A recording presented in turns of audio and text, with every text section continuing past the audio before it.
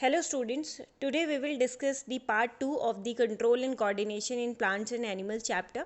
In the earlier part we have learnt about the types of nervous system, and that is first one is the central nervous system and second is the peripheral nervous system.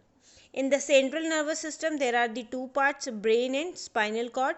तो हम पढ़ चुके हैं brain and spinal cord के बारे में, यानी कि सेंट्रल नर्वस सिस्टम हम पढ़ चुके हैं. आज हम पढ़ेंगे पेरिफेरल नर्वस सिस्टम. ओके, तो सबसे पहले आपको बताऊंगी हमारे पास नर्व्स होती हैं. तो हमारे पास दो टाइप के नर्व्स हैं, यानी कि दो नर्व्स दो जगह पर हैं. एक क्रेनियल नर्व्स हैं और एक स्पाइनल नर्व्स है. क्रेनियल, मैंने क्रेनियम वर्ड बताया था जो ब्रेन की कवरिंग होती है. तो cranial nerves are found in the brain and the spinal nerves are found in the spinal cord. तो इसको एक शॉर्ट फॉर्म में कैसे याद रखना है, 1 2 3 1. तो 1 2 जो हो गया आपका, यानी कि जो 12 हो गई तो वो क्रेनियल यानी कि ब्रेन में होती है. एंड 31 यानी कि जो 3 1 है वो स्पाइनल नर्व्स हैं जो हमारे स्पाइनल कॉर्ड में होती हैं. बेसिकली देखा जाए हमारे पास तीन टाइप्स की नर्व है. एक है आपकी sensory nerve, motor nerve and association nerve. जो सेंसरी नर्व्स होती हैं उनका काम होता है कि सेंस ऑर्गन से मैसेज लेके जाना, कहाँ तक, हमारे CNS यानी कि सेंट्रल नर्वस सिस्टम तक. यानी कि बाहर कोई भी चेंज होता है उस मैसेज को ट्रांसफ़र करने का काम किसका है, सेंसरी नर्व का. तो सेंस ऑर्गन्स हमारे पास 5 सेंस ऑर्गन्स हैं. कौन कौन से हैं, आई है, ईयर है, नोज है, tongue and skin. Tongue and skin, तो ये 5 सेंस ऑर्गन्स है. तो जो भी हमें बाहर से पता चलता है उस मैसेज को CNS तक ट्रांसफ़र करने का काम सेंसरी न्यूरॉन्स करती हैं. अब जब मैसेज हमारे CNS तक जाएगा तो वहाँ से जो रिस्पॉन्स आता है उस रिस्पॉन्स को लाने का काम कौन करता है, मोटर नर्व्स. ठीक है ना. तो जो रिस्पॉन्स आ रहा है वो आता है मोटर नर्व से. नेक्स्ट आता है एसोसिएशन न्यूरॉन्स. एसोसिएशन जो न्यूरॉन्स होती हैं ये उसको हम रेले नर्व्स भी बोलते हैं, और ये कंबाइन करती हैं सेंसरी और मोटर दोनों को. ठीक है, ये हम अभी आगे समझेंगे जब हम रिफ्लेक्स एक्शन पढ़ेंगे. ओके, तो हमारा जो पेरिफेरल नर्वस सिस्टम था, यानी कि मैंने बताया था ना कि जो नर्वस सिस्टम होता है वो दो पार्ट में डिवाइडेड है. एक है सेंट्रल नर्वस सिस्टम और दूसरा है peripheral nervous system. Central nervous system में कौन था, ब्रेन एंड स्पाइनल कॉर्ड, ये हम पढ़ चुके हैं. अब हम पेरिफेरल नर्वस सिस्टम पढ़ेंगे. तो पेरिफेरल नर्वस सिस्टम का फर्स्ट पार्ट होता है सोमैटिक नर्वस सिस्टम. तो जो सोमैटिक नर्वस सिस्टम है यहाँ पर ऐसी नर्व्स आती हैं that control the voluntary actions of the body from the somatic nervous system. ठीक है ना. तो जितने भी हमारे वॉलंटरी एक्शंस होते हैं, वॉलंटरी मतलब जो हमारे विल पावर से होते हैं, जैसे आप हैंड का मूवमेंट करना, अपने लेग्स का मूवमेंट करना, जो भी आपकी इच्छा से वर्क होता है आपकी बॉडी में, वो सब सोमैटिक नर्वस सिस्टम से होता है. ठीक है. दूसरा आता है ऑटोनॉमिक नर्वस सिस्टम. अब क्योंकि नाम में ही क्या है, ऑटोनॉमिक यानी कि ऑटोमेटिक, तो ये ऑटोमेटिकली वर्क करते हैं, तो इसलिए they are called involuntary actions. यानी कि जो एक्शन हमारी बॉडी के कंट्रोल में नहीं होता, जो एक्शन ऑटोमेटिकली हमारी बॉडी में हो रहा है, जैसे आपका हार्ट बीट कर रहा है तो आपके कंट्रोल में नहीं है, जैसे कि आप रेस्पिरेशन कर रहे हैं तो आपके कंट्रोल में नहीं है. तो ये सब कहाँ आता है, ऑटोनॉमिक नर्वस सिस्टम में. ऑटोनॉमिक नर्वस सिस्टम दो टाइप का होता है, एक होता है सिंपैथेटिक और एक होता है पैरासिम्पैथेटिक. ठीक है ना. तो जो सिंपैथेटिक नर्वस सिस्टम होता है ये, चलो मैं आपको एक चीज़ बताऊं, जैसे आपको कभी कभी बहुत गुस्सा आता है किसी चीज़ को लेके, यानी कि आपको कोई प्रॉब्लम हुई, सडनली आप नॉर्मल से बहुत तेज़ से चिल्लाने लग गए, आप रोने लग गए, है ना. जब भी आप अपनी नॉर्मल कंडीशन से बहुत ज़्यादा इंटेंस कंडीशन में चले जाते हैं, ठीक है ना, यानी कि कुछ अलग ही कंडीशन में चले जाते हैं जहाँ पर आपको फाइट या फ्लाइट रिस्पॉन्सेस देने लग जाते हो. ठीक है ना, समझ में आ रहा है. यानी कि जब आपकी कंडीशन ऐसी होती है जब आप नॉर्मल बिहेव नहीं करते हैं तो उसको बोलते हैं सिंपैथेटिक कंडीशन. ठीक है ना. लेकिन आप हमेशा उस सिचुएशन में तो नहीं रहते, कुछ टाइम के बाद आप नॉर्मल सिचुएशन में आना शुरू कर देते हो. आपको किसी पे गुस्सा है, आपने लड़ाई करी, अब आप हमेशा गुस्से में नहीं रहते हो ना, हमेशा आप सिंपैथेटिक में नहीं रहेंगे. जब आप नॉर्मल हो जाएंगे तो उसको बोलेंगे पैरासिम्पैथेटिक नर्वस सिस्टम. तो ये जो हैं ये दोनों एक दूसरे के एंटागोनिस्टिक होते हैं, यानी कि एक दूसरे के ऑपोजिट वर्क करते हैं। एक तो बहुत हाई कंडीशन में लेके जाता है और दूसरा बॉडी को रिलैक्स करवाता है। समझ में आया? तो ये पैरासिम्पैथेटिक और सिंपैथेटिक, ये भी आपके कंट्रोल में नहीं होता है, इसलिए ये क्या है आपका involuntary action and control by the autonomic nervous system. Okay, अब ये है हमारे सेंस ऑर्गन्स और ये है रिसेप्टर। हमारी बॉडी के हर सेंस ऑर्गन पे रिसेप्टर्स होते हैं। अब इसको मैं आपको समझा दूँ, जैसे आपके घर में टीवी है, तो टीवी पे जो भी चैनल्स आ रहे हैं उसके सिग्नल्स को रिसीव करने के लिए आपने या तो केबल कनेक्शन ले रखा है, या आपके पास जो वो कनेक्शंस होते हैं, डिश जो भी लगी होती हैं, वो रिसेप्टर्स लगे हुए होते हैं। ऐसे ही हमारी बॉडी के अंदर बाहर क्या हो रहा है उसको बताने के लिए हमारी बॉडी के अंदर रिसेप्टर्स लगे होते हैं। जैसे आई के अंदर लगा होता है फोटो रिसेप्टर। अब बाहर लाइट ज़्यादा आ रही है, कम आ रही है, डिम लाइट है, नहीं दिख रहा, अंधेरा हो गया, ये सब बताने के लिए हमारे पास फोटो रिसेप्टर्स है। आप जो सुन रहे हैं यानी कि ईयर में लगे होते हैं फोनो रिसेप्टर, फ़ोन से बात करते हैं ना, तो फोनो रिसेप्टर ईयर में। नोज़ में होते हैं ऑल्फैक्टरी, कि किस चीज़ की स्मेल आ रही है। स्किन में होते हैं थर्मो रिसेप्टर, यानी कि गर्म है ठंडा है उसको फील कराने के लिए स्किन में थर्मो रिसेप्टर। टंग में होते हैं गस्टेटरी रिसेप्टर। गस्टेटरी जो अब ये बताते हैं कि कोई भी चीज़ का टेस्ट कैसा है। ठीक है, तो हमारे सेंस ऑर्गन में रिसेप्टर्स लगे होते हैं जो बाहर की चीज़ों को हमें बताते हैं। ओके, नेक्स्ट आता है आपका टॉपिक रिफ्लेक्स एक्शन, बहुत ही इंपॉर्टेंट है। रिफ्लेक्स एक्शन एक सडन इनवॉलेंट्री ऑटोनॉमिक रिएक्शन होता है, यानी कि अचानक से होने वाला इनवॉलेंट्री जो हमारे कंट्रोल में नहीं, ऑटोनॉमिक एक ऐसा रिएक्शन किसी भी स्टिमुलाई के अगेंस्ट। जैसे अभी आपके सामने एक टेस्टी खाना रख दिया जाए या समोसे रख दिया जाए या कोई भी टेस्टी जो आपका फेवरेट फूड है वो रख दिया जाए, तो आप तुरंत क्या करने लगेंगे? सलाइवेशन करने लगेंगे। ठीक है ना, बहुत तेज लाइट आ गई, आप अपनी क्या सडनली अपनी आईज को क्या करेंगे? क्लोज करेंगे। आप किसी हॉट ऑब्जेक्ट को टच करते हो तो suddenly you withdrawal your hand. ऐसा जो भी चीज़ आप रिस्पॉन्स दे रहे हैं, वो जिस चीज़ के लिए आप रिस्पॉन्स दे रहे हैं वो होता है स्टिमुलाई या स्टिमुलस। कोई भी ऐसा चेंज जो आपके इधर उधर हो रहा है जिसकी वजह से आप रिस्पॉन्स दे रहे हैं उसको कहते हैं स्टिमुलस, एंड उस एक्शन को बोलते हैं रिफ्लेक्स एक्शन। जैसे एक एग्जाम्पल से आपको समझाती हूँ। ठीक है, देखो क्या हो रहा है यहाँ पर कि ये जो हैंड है आपका, इसने टच किया इस कैंडल को। कैंडल यहाँ पर एक स्टिमुलस है। अब कैंडल जल रही है, हॉट है, तो जैसे ही आपने यहाँ पर हाथ लगाया अब वो गर्म हो गया, है ना।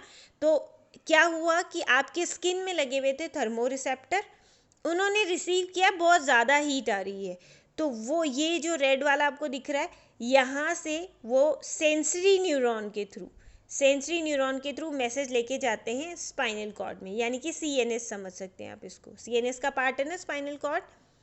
समझ में आया कि यहाँ पर थर्मो रिसेप्टर्स लगे हुए हैं, उन्होंने सिग्नल्स को ट्रांसफ़र किया सेंसरी न्यूरॉन के थ्रू। मैंने बताया था ना सेंसरी न्यूरॉन का काम क्या होता है?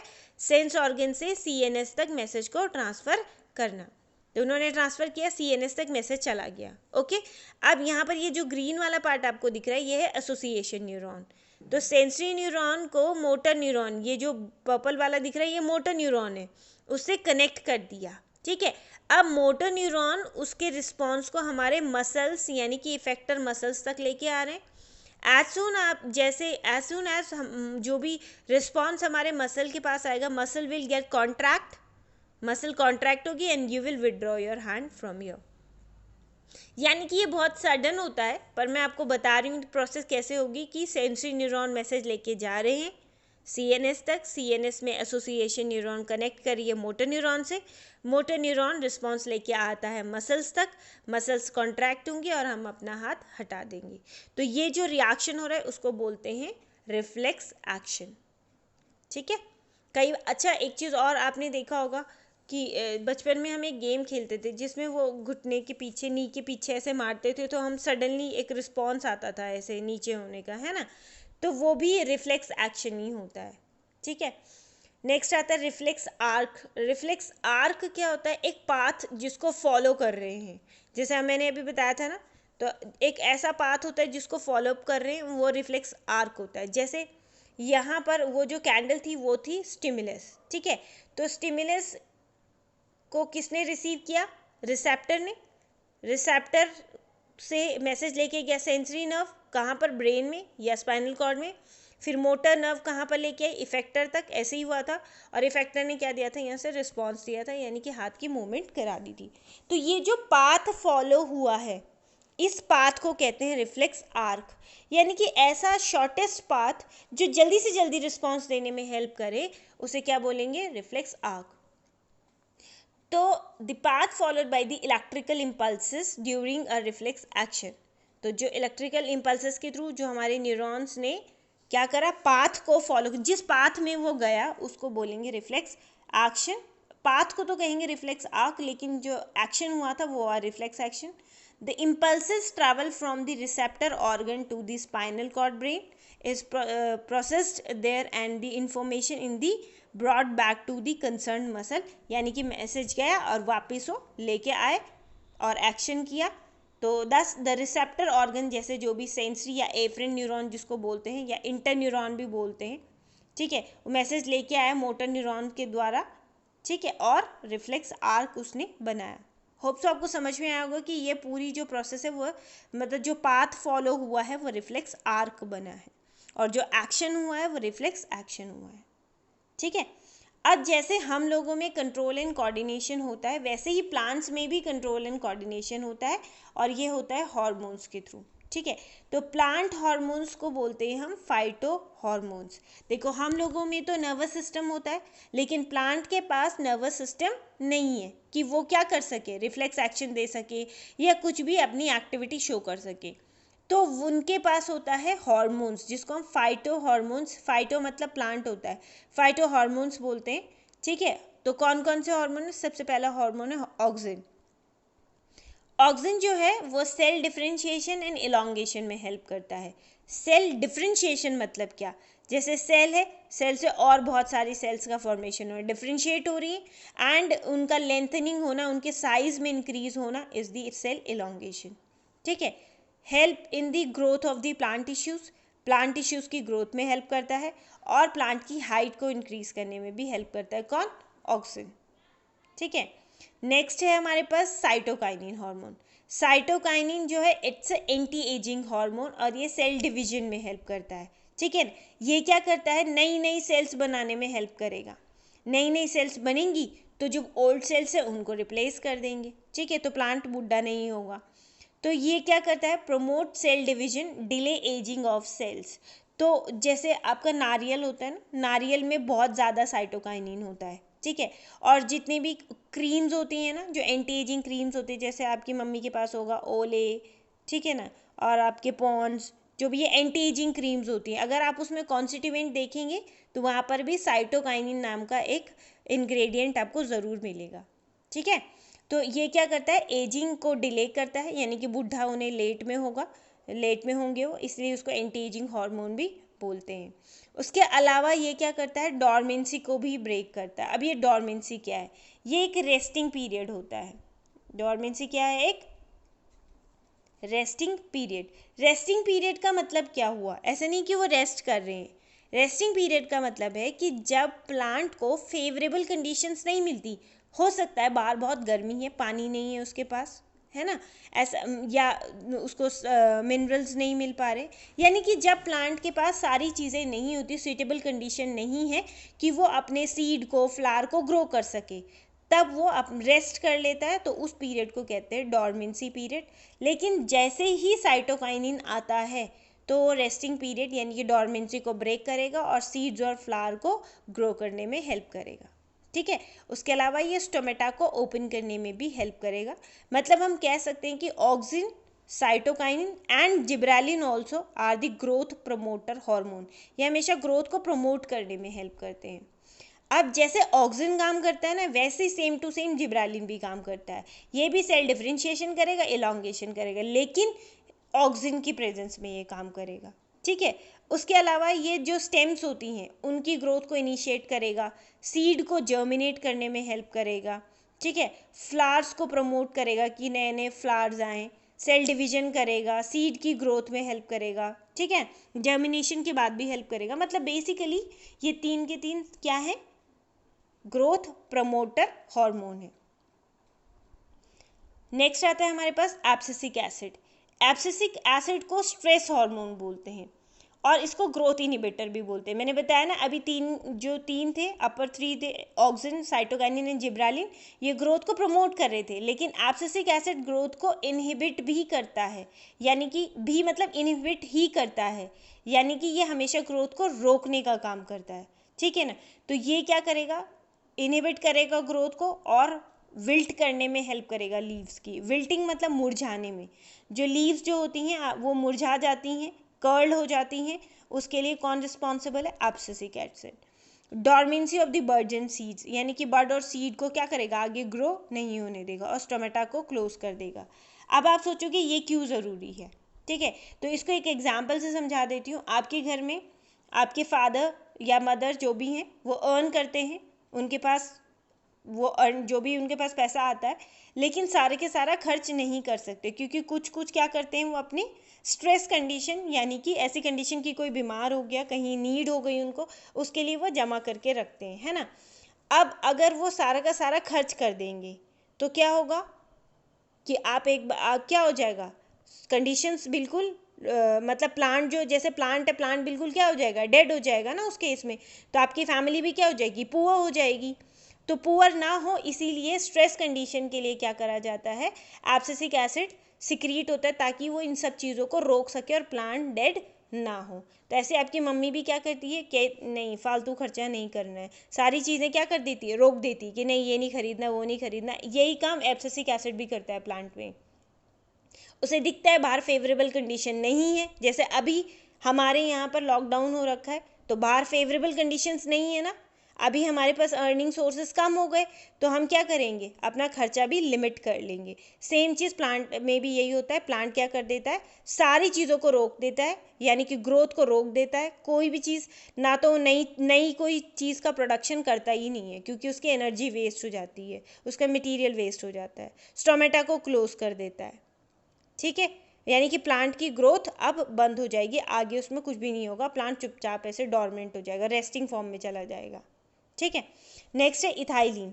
इथाइलिन गैशियस हार्मोन है, एकमात्र इथाइलिन ही ऐसा हार्मोन है जो गैस फॉर्म में मिलता है, ठीक है ना, और ये फ्रूट्स को राइपन करने में हेल्प करता है। आप कभी फ्रूट सेलर के पास गए हो, फ्रूट वाले के पास, तो आपने देखा होगा वहाँ पर फ्रूट्स के पास एक अच्छी सी खुशबू, अलग सी खुशबू आ रही होती है, तो वो जो खुशबू होती है ना वो इथाइलिन की होती है, ठीक है ना। तो इसी खुशबू से एक दूसरा फ्रूट तीसरे फ्रूट को ऐसे जैसे फैलाता रहता है ना, तो वो पकते जाते हैं, तो ये राइपनिंग में हेल्प करता है, फ्रूट को पकाने में, ठीक है। अब आते हैं प्लांट मूवमेंट्स। मैंने पहले भी बताया था प्लांट मूवमेंट कर सकते हैं लेकिन लोकोमोट नहीं कर सकते, यानी कि वो एक जगह से दूसरी जगह लोकोमोट नहीं कर सकते, लेकिन एक ही जगह पर मूवमेंट तो कर सकते हैं ना। तो प्लांट में 2 टाइप के मूवमेंट होते हैं, एक होता है ट्रॉपिक मूवमेंट और एक होता है नेस्टिक मूवमेंट। तो ऐसे मूवमेंट जो ग्रोथ से रिलेटेड नहीं है, जहाँ पर ग्रोथ का कोई एस्पेक्ट नहीं है, उनको बोलते हैं नेस्टिक मूवमेंट, यानी कि वो मूवमेंट जिसमें एनवायरमेंटल स्टिमुलाई होता है, उस डायरेक्ट मतलब वो रिस्पॉन्स करते हैं, तो वो लेकिन ग्रोथ नहीं होती है उसमें कोई भी प्लांट की, तो उसे बोलेंगे नेस्टिक मूवमेंट।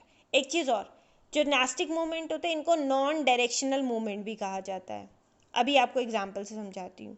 ये जो आपको दिख रहा होगा, शायद कई लोगों के घर पे ऐसा होगा भी, ये है टच मी नॉट, छुई मुई जिसको बोलते हैं, टच मी नॉट, छुई मुई इन हिंदी। इसको बोलते हैं मिमोसा प्यूडिका, मिमोसा प्यूडिका, ये इसका साइंटिफिक नेम है, किसका, टच मी नॉट का, मिमोसा प्यूडिका। तो ये जो मिमोसा प्यूडिका है, आप जैसे ही इसको टच करेंगे, ठीक है, आपने इसको टच किया तो इसकी जो लीव्स होती हैं वो पूरी की पूरी क्या होने लग जाती है, श्रिंक होने लग जाती है, होती है ना। लेकिन ये आपको डायरेक्शन नहीं बताती कि किस डायरेक्शन से उसको टच किया गया है, बस टच का रिस्पॉन्स देती है और पूरी की पूरी लीव्स क्या होने लग जाती है, श्रिंक होने लग जाती है, और ना ही इसमें कोई ग्रोथ है।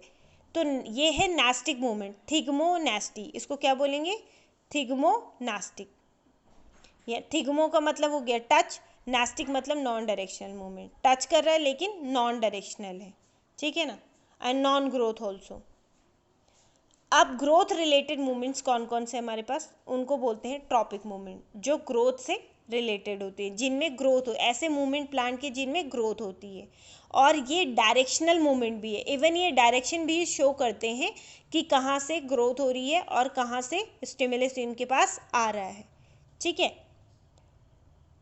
तो कौन कौन से हमारे पास, फोटोट्रॉपिक मूवमेंट, फोटोट्रॉपिक जो लाइट डिपेंडेंट होते हैं, फोटो का मतलब होता है लाइट, ट्रॉपिक का मतलब होता है मूवमेंट, ठीक है। दूसरा आता है जियोट्रॉपिक, जियोट्रॉपिक का मतलब होता है, जियो मतलब ग्रेविटी और ट्रॉपिक मतलब डिपेंडेंट, तो जो ग्रेविटी पे डिपेंडेंट।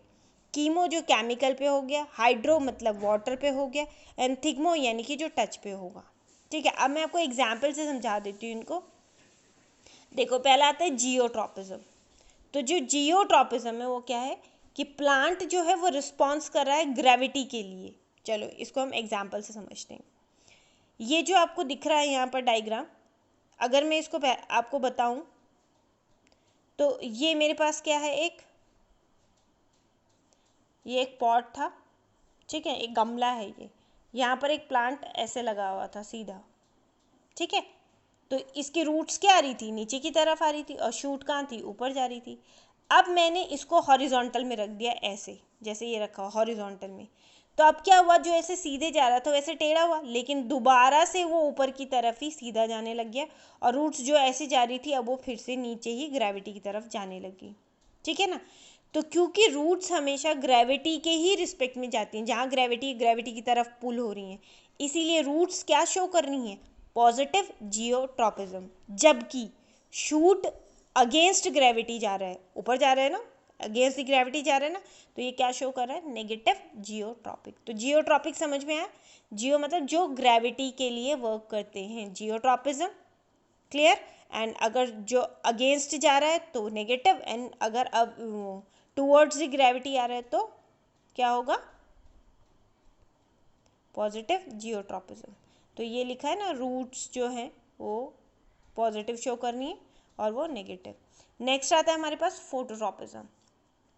तो फोटो आप समझ चुके होंगे, लाइट के टुवर्ड्स। अगर आपके घर के अंदर आपने कोई भी पॉट रखा है और वो पॉट ऐसे अगर खिड़की के पास है, सपोज ऐसे खिड़की है ये, और यहाँ पर क्या हो रहा है, आपने पॉट रख दिया, तो ये धीरे धीरे पॉट का जो मूवमेंट, इसका जो प्लांट का जो मूवमेंट है वो सनलाइट की तरफ हो जाएगा 100%। आप रख के देखिए 2-4 दिन में वो ऑफकोर्स वो सनलाइट की तरफ चला जाएगा, ठीक है ना।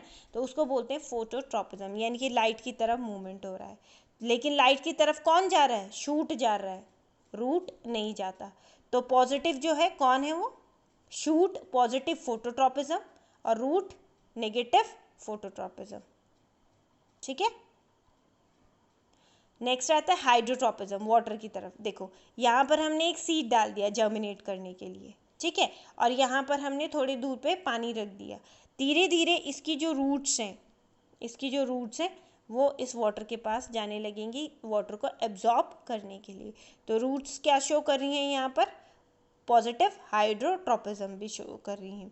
जबकि ये पार्ट नहीं जा रहा, शूट वाला पार्ट नहीं जाता, तो वो negative phototropism, sorry negative hydrotropism show कर रहा है, क्लियर। सेम कीमोट्रॉपिज्म है, यानी कि केमिकल की तरफ अगर रिस्पॉन्स दे रहा है तो पॉजिटिव, और अगर केमिकल से दूर जा रहा है तो नेगेटिव। जैसे कि आपका पोलन ट्यूब में होता है, ये स्टिग्मा है, तो यहाँ पर जो पोलन ग्रेन्स आता है वो पोलन ग्रेन अगर यहाँ पर क्या बनाता है, पोलन ट्यूब बनाता है, ठीक है ना, और केमिकल प्रोड्यूस करता है, तो वो हो गया आपका कीमोट्रॉपिज्म पॉजिटिव, और अगर नहीं करता तो नेगेटिव कीमोट्रॉपिज्म। लास्ट आता है थिग्मोट्रॉपिज्म। थिग्मो का मतलब हो गया टच।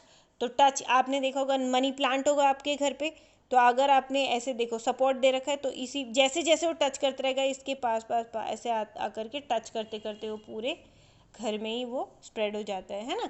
तो वो क्या है आपका थिग्मोट्रॉपिज्म। जैसे आपका पम्पकिन होता है, ठीक है ना, पम्पकिन की भी जो पूरी आपकी ये जो उसकी बेल होती है वो पूरी ऐसे फैल जाती है ना, तो वो क्यों होती है, because of thigmotropism, touch receptors होते हैं उसमें, ठीक है। तो ये हमारा थिग्मोट्रोपिज्म ख़त्म हो गया। तो वही है कि अगर अवे जाएगा तो नेगेटिव और टूवर्ड्स जाएगा तो पॉजिटिव। ठीक है, होप सो आपको ये समझ में आया होगा। कोई भी प्रॉब्लम होगी, कोई भी डाउट होगा, प्लीज़ मुझे बता देना, मैं उसे दोबारा से डिस्कस कर लूँगी। Okay, and like share and subscribe my video, and thank you so much, have a nice day.